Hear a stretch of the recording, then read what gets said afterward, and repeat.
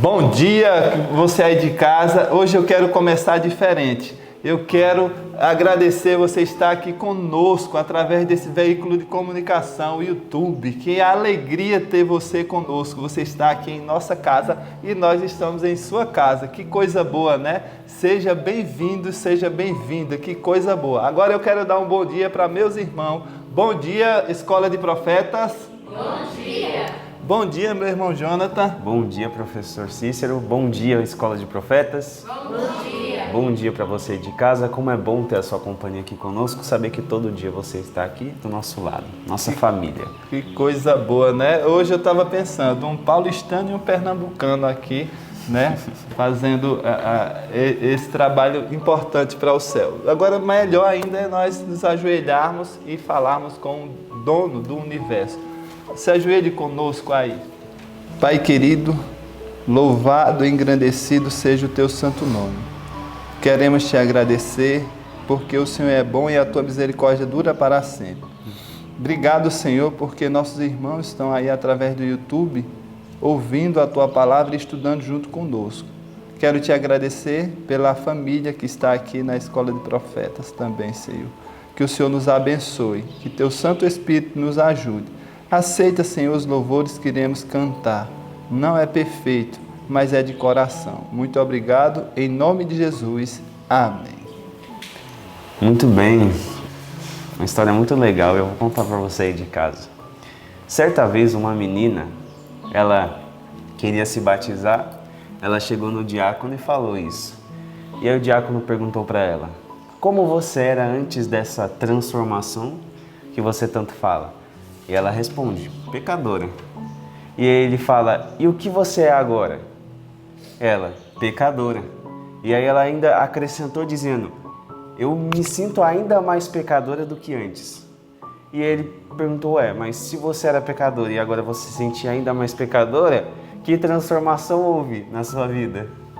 E ela respondeu: olha, eu não sei explicar, mas é que antes eu era uma pecadora que corria atrás do pecado. E hoje eu sou uma pecadora que foge do pecado. E toda vez que você abre esse vídeo, você é um pecador assim como todos nós, mas que está querendo fugir do pecado. E para nós darmos continuidades ao nosso culto, vamos gravar a palavra de Deus no nosso coração, não é? Para nós fugirmos ainda mais do pecado. E o texto que nós estamos gravando é Hebreus 10, do 35 ao 39, né?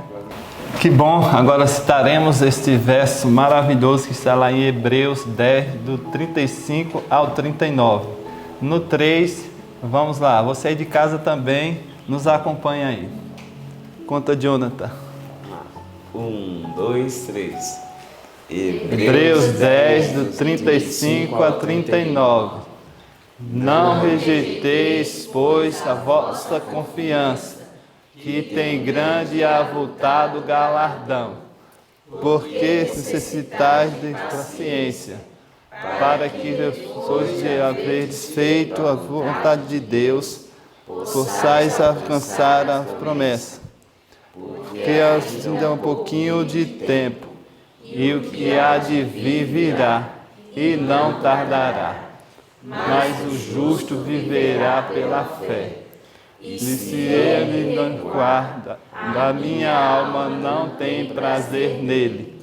Nós, porém, não somos daqueles que se retiram para a perdição, mas aqueles que têm para a conservação da alma. Hebreus 10, do 35 ao 39. Hebreus 10, do 35 ao 39. Não rejeiteis, pois, a vossa confiança, que tem grande e avultado galardão, porque necessitais de paciência, para que, depois de que haveres feito a vontade de Deus, possais alcançar a promessa. Porque ainda um pouquinho de tempo, e o que há de vir virá, e não tardará. Mas o justo viverá pela fé. E se ele recuar, na minha alma não tem prazer nele. Nós, porém, não somos daqueles que se retiram para a perdição, mas daqueles que creem para a conservação da alma. Hebreus 10, do 35 ao 39. Hebreus 10, do 35 ao 39. Não rejeiteis, pois, a vossa confiança, que tem grande e avultado galardão, porque necessitais de paciência, para que, se vos verdes feito a vontade de Deus, possais alcançar a promessa. Porque ainda um pouquinho de tempo, e o que há de vir virá, e não tardará. Mas o justo viverá pela fé. E se ele recuar, a minha alma não tem prazer nele. Nós, porém, não somos daqueles que se retiram para a perdição, mas aqueles que veem para a conservação da alma. Hebreus 10, do 35 ao 39. Muito bem, que bom que estamos aí gravando a palavra de Deus em nossa mente, que você aí de casa tenha gravado também esses versos que são tão importantes, não é isso, Jonathan? Sim, que Deus te abençoe e fique com esse estudo. Bem, um bom dia. Bom dia, igreja! Bom dia para os meus amigos que se encontram em casa também. Que a graça e a paz do nosso Senhor possa continuar habitando e morando no meu e no seu coração. Estou muito feliz por essa oportunidade de estar aqui com vocês hoje. Já fazia um bom tempo em que eu não tinha essa oportunidade de gravar o ano bíblico. Nas vezes em que eu estava gravando, eu era um aluno aqui da escola e hoje, para a honra e glória do Senhor, eu sou missionário formado. Atualmente estou trabalhando em uma cidade aqui no Pernambuco chamada Quixaba. Peço que vocês coloquem essa cidade nas suas orações, em especial, não somente essa cidade, mas todas as outras que estão sendo trabalhadas também. E estou muito feliz por essa oportunidade de voltar e estar aqui com vocês, né? Hoje estudamos um assunto muito especial.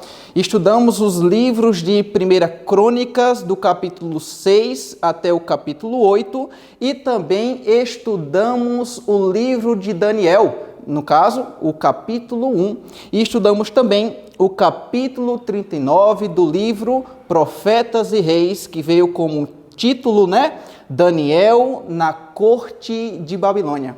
Mas antes de nós começarmos a explanar os assuntos referentes ao livro de Daniel e ao livro Profetas e Reis, vamos, na verdade, começar falando a respeito do livro de 1 Crônicas.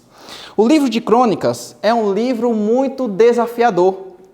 É um livro muito intrigante também. É um livro que faz com que o leitor da Bíblia adquira paciência, porque é um livro que traz muitos nomes, várias genealogias, e isso acaba tornando a leitura meio que chata, enfadonha, e eu fui procurar, na verdade, estudar o porquê que o livro de 1 Crônicas se encontra no cano bíblico, sendo que é um livro que está repetindo várias outras informações que os outros livros bíblicos já haviam falado. Por exemplo, o livro de Crônicas tem várias informações que Moisés, muito tempo antes, já havia comentado a esse respeito. Então eu fui estudar e me perguntar, rapaz, o porquê que o livro de 1 Crônicas se encontra no cano bíblico, sendo que essas informações já foram repetidas. E eu pude descobrir que os principais assuntos do livro de Crônicas é justamente as genealogias, como vocês sabem, né?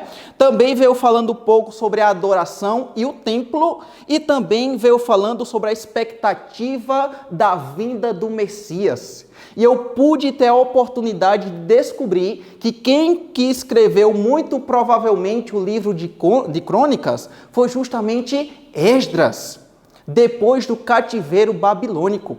E com isso, eu pude descobrir que o livro de 1 Crônicas e 2 Crônicas também traz uma mensagem muito especial. O livro de Crônicas está dizendo para aquele povo rebelde que apesar das desobediências, apesar de todos os atos errados que eles fizeram, apesar da ruptura na aliança, Deus estava disposto a cumprir as suas promessas na vida do povo.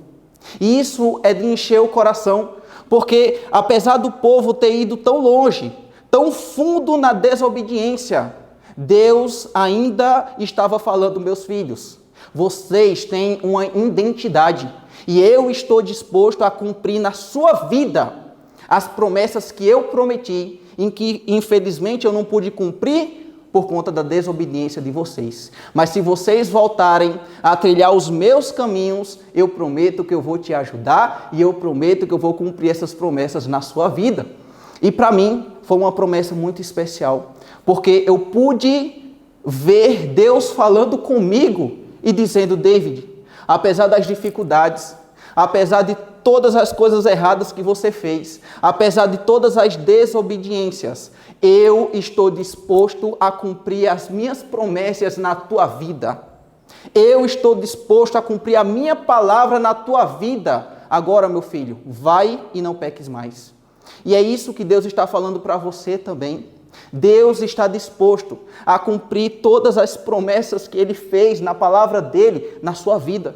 Apesar das dificuldades, apesar das desobediências que você pôde fazer ao longo da sua vida, quando nós nos arrependemos e quando nós voltamos para o caminho do Senhor, Deus fala: meu filho, eu vou cumprir as promessas que prometi na sua vida. Agora vai e não peques mais.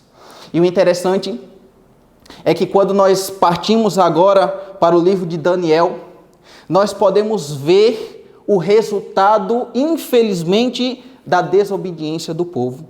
A Bíblia fala que durante um certo tempo, na verdade muito tempo, Deus havia trabalhado muito profundamente com o povo de Israel. Havia enviado profetas, tais como Isaías, Jeremias, Oséias, Amós, falando que se eles continuassem sendo desobedientes, a consequência daquilo seria o cativeiro.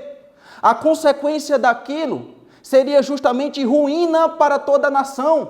Mas infelizmente, eles continuaram na desobediência. E a consequência daquilo foi justamente o cativeiro babilônico, que foi o que aconteceu com o povo de Judá propriamente dita, porque a nação de Israel, as tribos do norte, já haviam sido dizimadas e espalhadas pelo mundo no tempo do Império Assírio.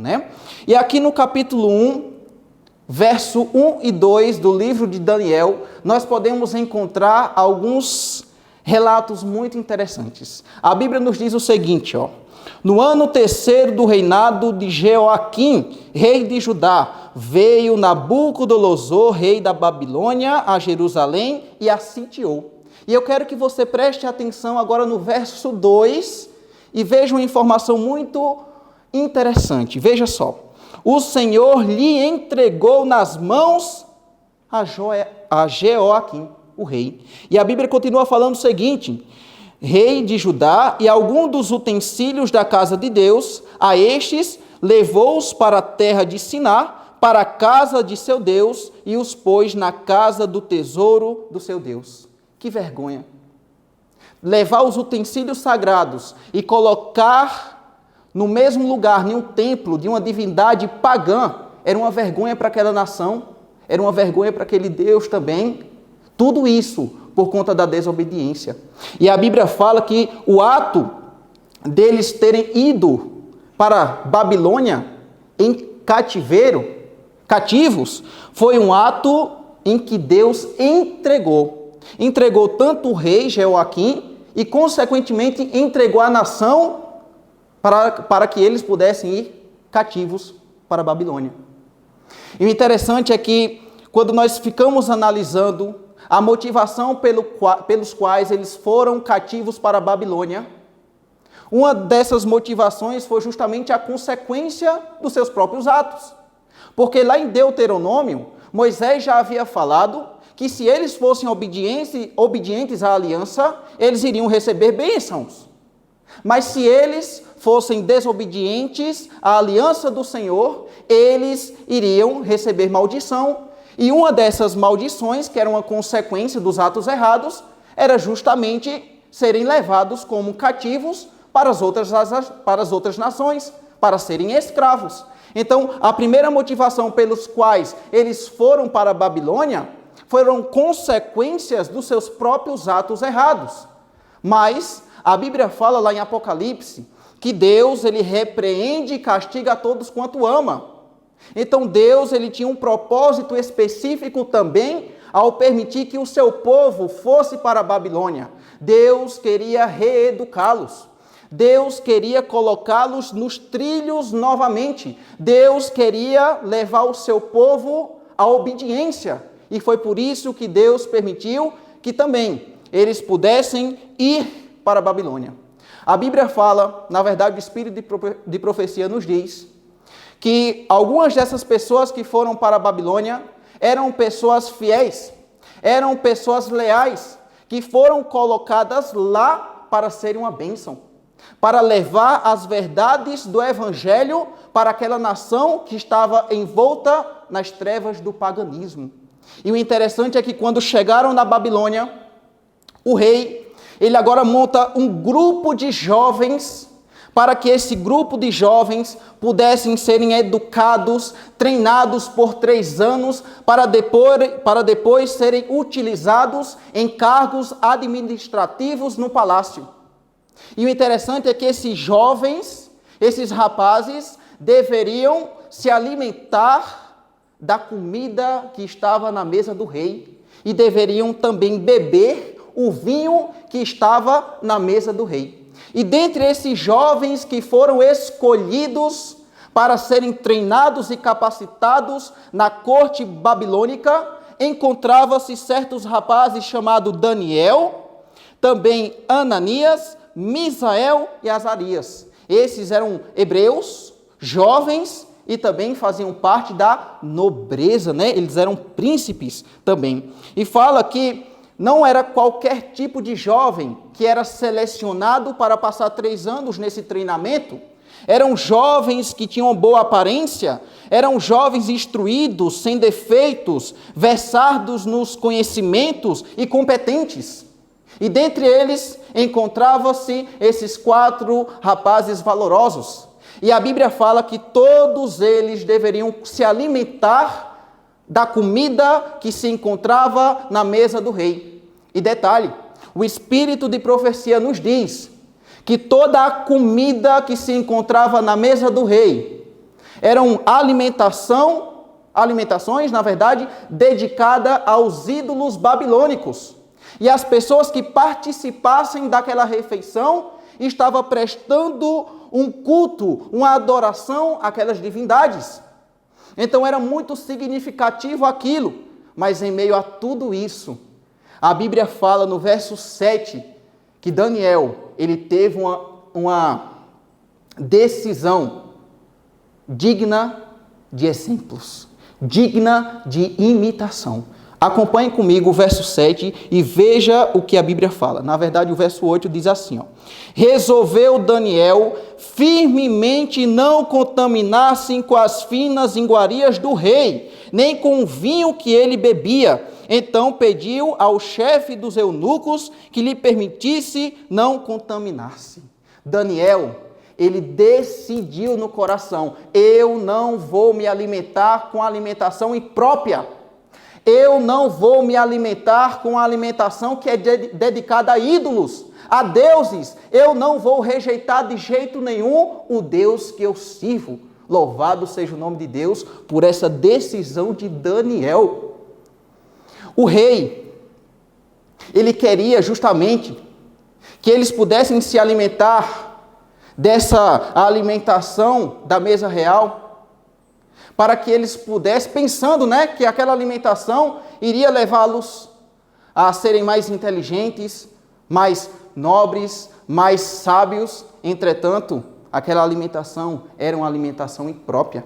Eu fico pensando que muito provavelmente, se tinha um tipo de alimentação naquela mesa que era proibida pela palavra do Senhor, era proibida pelas leis de saúde que nós podemos encontrar em Levítico 11. E Daniel não queria desobedecer os mandatos do Senhor. Daniel não queria desobedecer as leis de saúde que ele bem conhecia da palavra de Deus. O interessante também é que antes dessa grandiosa prova de caráter, o rei, ele havia mudado o nome daqueles 4 jovens valorosos. Daniel agora não mais se chamava de Daniel, mas ele era conhecido como Beltesazar. Ananias não era mais Ananias, agora era Sadraque.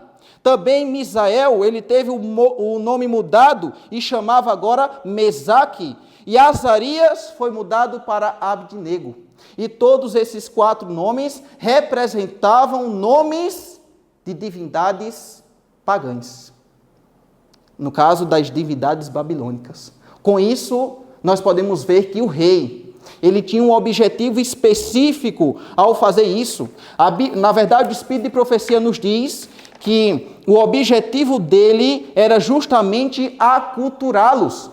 Fazer com que eles recebessem essa cultura babilônica e pudessem agora rejeitar o seu Deus e adorar as divindades lá de Babilônia. Veja o que o Espírito de Profecia nos diz, aqui na página 481, no primeiro parágrafo, e nos diz o seguinte, 481, diz assim: o rei não compeliu os jovens hebreus a renunciarem sua fé em favor da idolatria, mas esperava alcançar isso gradualmente, dando-lhes nomes significativos de idolatria, levando-os diariamente à íntima associação com os costumes idólatras e sob a influência de sedutores ritos do culto pagão. Ele esperava induzi-los a renunciar à religião de sua nação e unir-se ao culto dos babilônicos. Então, tudo era altamente significativo. O rei, mudando esses nomes e colocando nomes de divindades pagãs, também com a influência da alimentação e da bebida, estava com esse objetivo em especial, fazer com que eles renunciassem o seu Deus e pudessem agora adorar e servir aos deuses do panteão babilônico. Mas louvado seja o nome de Deus, porque Daniel e os seus amigos se oporam a isso. Daniel, ele agora teve uma ideia, e ele pediu que a sua alimentação fosse mudada. Ele pediu para o responsável de cuidar daqueles jovens que mudassem a sua alimentação e colocasse água e vegetais, legumes, na verdade, para que eles pudessem comer. Entretanto, aqueles oficiais começaram a dizer não, porque vocês vão ficar magros, porque vocês vão ficar desnutridos, porque vocês não vão responder muito bem a essa situação, e eu tenho medo do rei, eu não vou fazer isso. Mas Daniel, ele insistiu, e por 10 dias, aquele responsável estava agora trazendo alimentação saudável, natural para Daniel e os seus amigos, e a Bíblia fala que no término dos 10 dias, os resultados foram maravilhosos. Eles estavam gordos, eles estavam fortes, eles estavam mais inteligentes do que os outros. E durante 3 anos, eles continuaram recebendo essa educação. E a Bíblia fala que no verso 17, veio a tão esperada recompensa por conta da obediência de Daniel e seus amigos. A Bíblia nos diz o seguinte, diz assim, ora, a estes 4 jovens, Deus deu o conhecimento e a inteligência em toda a cultura e sabedoria, mas a Daniel deu a inteligência de todas as visões e sonhos. Vale a pena ser fiel a Deus. Vale a pena colocar em prática todas as leis que nós podemos encontrar na Bíblia, as leis que precisam ser seguidas, que são as leis morais. E também, muito importante também, é seguirmos as leis de saúde. Satanás, desde o início, sempre quis derrotar o povo de Deus na área da alimentação, na área da intemperância, na área do domínio próprio. Foi isso que ele conseguiu quando enganou Eva, quando levou ela a contemplar aquele fruto e a comer aquele fruto. Satanás tentou fazer isso com Jesus. Jesus lá no deserto passou 40 dias e 40 noites sem comer, sem se alimentar. E o primeiro engano que Satanás chegou para fazer com Jesus foi justamente o quê? Transformar as pedras em pães. Então essa área da alimentação, da intemperança, da alimentação que é proibida diante de Deus, é isso que Satanás mais trabalha. E é dessa forma que ele, infelizmente, está conseguindo levar várias pessoas à desobediência e também, consequentemente, à ruína. Mas que em nome do nosso Senhor Jesus, isso não venha a acontecer na minha e na sua vida. Que nós possamos, em nome de Jesus, ser obedientes. Aqui na Bíblia, depois dos três anos, no verso 20, nos diz o seguinte: em toda a matéria de sabedoria e de inteligência, sobre o que o rei lhes fez perguntas, os achou 10 vezes mais doutos do que todos os magos e encantadores que haviam em todo o seu reino. 10 vezes mais inteligentes. 10 graus de inteligência para cada dia de vitória, para cada dia de obediência. Aqui eu aprendo essa lição especial para a minha vida. Vale a pena ser obediente. Vale a pena ser fiel aos princípios que nós podemos encontrar na Bíblia. A Bíblia fala, na verdade o Espírito de profecia nos diz, que depois desses 3 anos, vejam só o que aconteceu. Eles obtiveram o conhecimento mediante o fiel uso de suas faculdades sob a guia do Espírito Santo. Enquanto eles estavam sendo obedientes às leis de saúde que eles aprenderam, a Bíblia fala que o Espírito Santo estava habilitando eles, estava capacitando eles. E esse é o segredo da vitória. É o esforço humano, juntamente com a atuação divina. Quando esses 2 fatores estão atrelados, estão juntos, a vitória é garantida, a vitória é certa. Mas para isso, nós devemos estar fazendo todos os dias a nossa parte. Isso é fé na prática, isso é fé em ação. Deus nos chama para que nós venhamos a ser fiéis em todas as situações que Ele nos coloca. A Bíblia fala, ser fiel no pouco, que no muito te colocarei. Existe um certo filósofo brasileiro que certa vez disse o seguinte: faça o seu melhor na condição em que você tem, enquanto você não tem condições melhores de fazer melhor ainda. E quando nós fazemos o nosso melhor, Deus nos capacita, Deus nos ajuda. O Espírito Santo, Ele agora se apodera de nós e nos dá essa sabedoria e essas instruções. E aqui vem nos falando o seguinte, na página 486, no primeiro parágrafo, no finalzinho, fala o seguinte, e o próprio Deus era o seu professor, orando constantemente, estudando conscienciosamente e mantendo-se em contato com o invisível, andavam com Deus como andou Enoque. Amém? É possível andarmos com Deus como Enoque andou. É possível andarmos com Deus como Daniel e os seus amigos andaram também. Tudo isso, se buscarmos colocar os princípios santos e elevados da palavra de Deus em prática na nossa vida. Que possamos ser pessoas obedientes, que possamos ser pessoas que vivam verdadeiramente pelos princípios e jamais pelas circunstâncias. E eu queria terminar esse momento tão especial com vocês, lendo o último parágrafo do capítulo de hoje, que nos diz o seguinte: as mesmas poderosas verdades que foram reveladas através destes homens, Deus deseja revelar por meio de seus jovens e de seus filhos hoje. A vida de Daniel e os seus companheiros é uma demonstração do que o Senhor fará pelos que a Ele se rendem e buscam de todo o coração realizar o seu propósito. Louvado e exaltado seja o nome do Senhor. Que nós possamos, em nome de Cristo, sermos pessoas obedientes, obedientes à risca, como o Salmo 119 nos manda ser. Que em nome de Jesus nós possamos ter esse domínio próprio, esse fruto do Espírito, que nós possamos saber nos dominar, porque Satanás ele sempre vai nos tentar com esses enganos na área da alimentação, que em nome de Jesus nós possamos vencer e principalmente que nós possamos influenciar as outras pessoas para o bem. A Bíblia fala, sê tu uma bênção. Eu te chamei para que você seja a luz do mundo.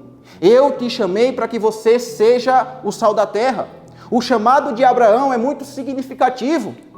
Deus fala, Abraão, sai da tua terra, sai da tua parentela, e eu vou te levar para os lugares que você não conhece, e você lá vai ser uma bênção, e você lá vai pregar o meu evangelho, e você lá vai ser a luz do mundo e o sal da terra, e é esse o mesmo chamado que Deus nos faz.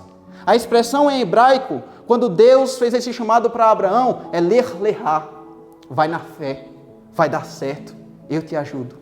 E é isso que Deus está falando para você hoje. Ler-lerá. Sê tu uma bênção. Se deixa ser utilizado por Deus para transformar vidas, para salvar vidas, para salvar pessoas.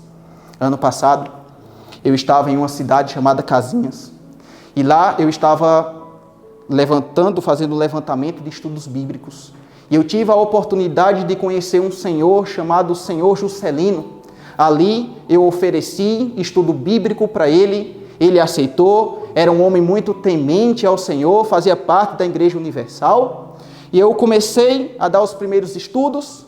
Depois descobri que ele não morava só, ele morava com um irmão que estava com câncer em estado terminal. E certa vez o Espírito Santo me compeliu para que eu pudesse passar uma mensagem de esperança para aquele homem que estava acamado. Mas infelizmente naquele dia, ele fingiu que estava dormindo, porque não queria me atender. O tempo passa e novamente eu fui lá na casa do Juscelino, estava dando estudo bíblico a ele, e novamente o Espírito Santo me compeliu dizendo, David, vá lá, fale do meu evangelho, da graça, da esperança para aquele homem. E eu pedi essa autorização ao Juscelino, entrei no quarto do irmão dele, e quando eu cheguei lá, eu senti aquele odor terrível, eu vi aquele homem magro, os ossos aparecendo, aquele grande tumor na sua barriga. E ali eu pude ter a oportunidade de falar um pouco de Deus para esse homem. E eu perguntei, o senhor acredita que existe perdão para todo tipo de pecado? E ele falou, eu acredito. E o Senhor se arrepende de todos os pecados que o Senhor já cometeu em sua vida. E ele falou, eu me arrependo. E naquele momento eu olhei para ele e falei, se o seu arrependimento é sincero, se é verdadeiro, o Senhor é um homem salvo e selado para a salvação em Cristo. E naquele momento eu saí daquele quarto, fiz uma oração com ele, e depois o Juscelino chegou perto de mim em lágrimas, falando, David, eu sempre quis falar da esperança para ele. Eu sempre quis falar da Bíblia para ele, mas ele nunca aceitou. Ele sempre rejeitava. E hoje, pela primeira vez, ele escutou a Bíblia e também aceitou o apelo. Naquele momento, eu fui para casa, passei a noite orando por aquele homem, e no dia seguinte, eu encontrei o irmão Juscelino muito cedo, e ele falou que estava resolvendo algumas papeladas, porque na noite anterior o seu irmão havia morrido. Eu confesso para vocês que eu não fiquei triste, amargurado. Claro que fica um sentimento no coração, é uma vida que se perdeu, né? que morreu na verdade. Mas Deus ele me deu uma calma, uma tranquilidade e a certeza de que aquele homem havia morrido em Cristo. Morreu selado e hoje está dormindo no Senhor. E um dia, pelo poder do Senhor, eu vou ter a oportunidade de encontrar aquele homem lá no céu. E eu fico me perguntando, e se eu não quisesse? E se eu não tivesse aceito o meu chamado? E se naquele dia eu tivesse negligenciado e não falasse do maravilhoso amor de Deus? O que teria acontecido com aquele homem? Mas louvado seja o nome de Deus, porque eu pude aproveitar aquela oportunidade e pude salvar uma vida pelo poder de Deus. E é isso que Ele quer para a sua vida. É isso que Ele quer para a minha vida. Sê tu uma bênção. Ler-lerá. E nesse momento eu convido a todos a ajoelharmos para fazermos uma oração ao nosso Pai Celestial. Oremos. Santo e amado Pai, poderoso Senhor, muito obrigado por essas verdades que nós estudamos na Tua Palavra.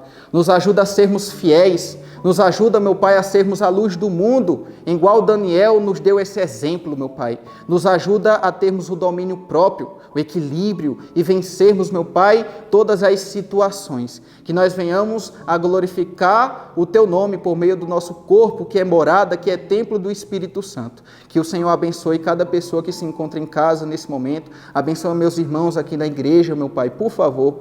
É isso que eu te peço e te agradeço em nome de Jesus. Amém. Que Deus possa continuar te abençoando e te fortalecendo. E lembra, ler, lerá. Sê tu uma bênção e vai dar certo.